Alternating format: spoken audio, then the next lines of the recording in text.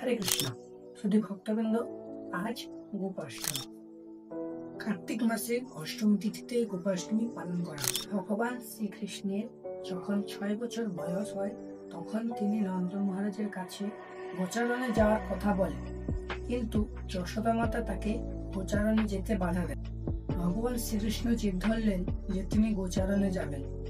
তখন নন্দ মহারাজ তাকে অনুষ্ঠানের মাধ্যমে অনুমতি দেন গোচারণে যাওয়ার জন্য। সেই দিনটা ছিল কার্তিক মাসের শুক্লপক্ষের অষ্টমী তিথি।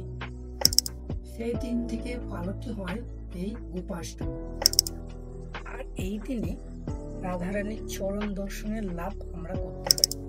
এই দিনে আমাদের গোসেবা করা উচিত, গোমাতাকে স্নান করানো উচিত এবং তার পূজা অর্চনা করা উচিত।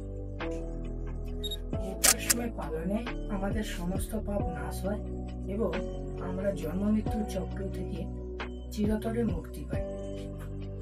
হরি বল। জয় গোপাষ্টমী কি জয়। হরে কৃষ্ণ।